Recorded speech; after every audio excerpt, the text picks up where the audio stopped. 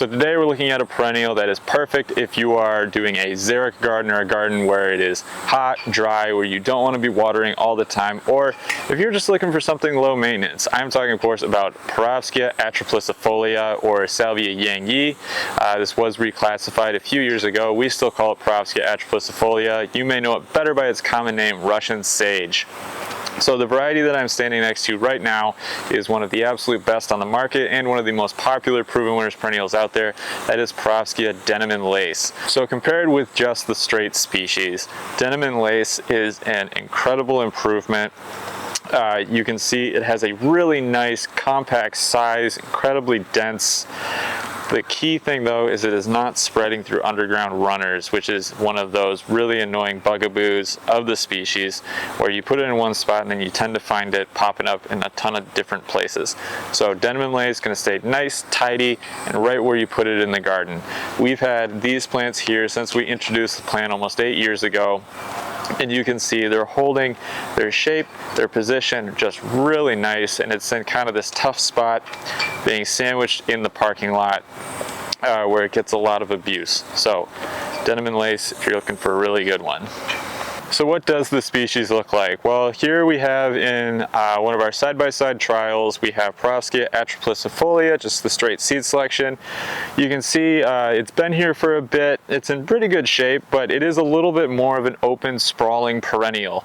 A lot of new growth. You can see there's quite a bit of length in between each individual stem. Really nice dissection on the leaves, but you can also see some of those kind of traits that we tried to breed away from. So it is quite open. And then I do want to point out that thing I was talking about where you have these underground runners that are sending up shoots as it starts to colonize out. And if we had another plant there, it might not have tried to go that way, but where we have that exposed bark, you do see it tending to spread out and move about the garden.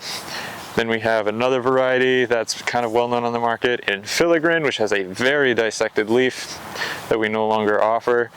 And then for just that comparison again, here we have Denim and Lace, where you can see that compactness, that density, and no runners heading out into the garden around it. So a lot of this plant's color, I will also point out as I see all of the honeybees buzzing around me, comes not from the flowers but from the colorful calyxes. And this is one of the really great parts of the perennial, where you get that bloom, but then you get a color that persists. So it's going to flower now here in July and August, and it'll keep going, but you're going to keep a lot of that really gorgeous lavender blue color all the way through fall and into October even, as those calyxes hold color. A couple other varieties of note as we look at some of the offerings we have. This is Perovskia Sage Advice.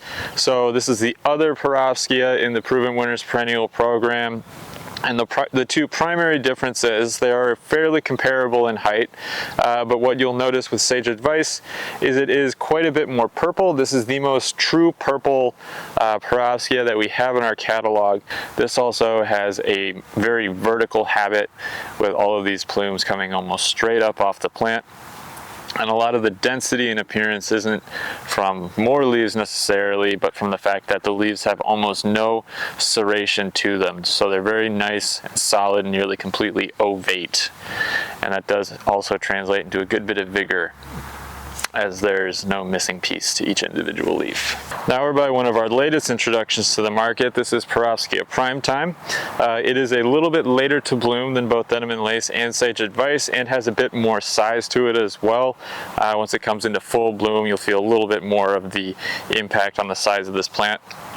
But you can see again, it has that almost solid leaf and those very vertical upright stems.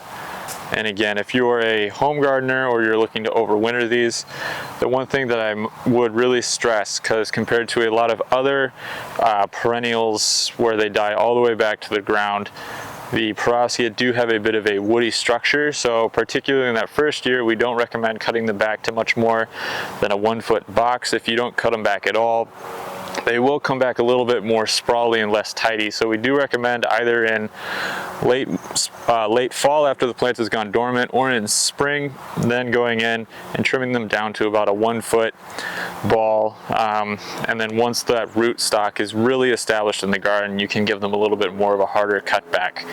But again, they do have a bit of a woody structure, so don't scalp them all the way to the ground in order to keep happy Perovskia plants coming back year after year.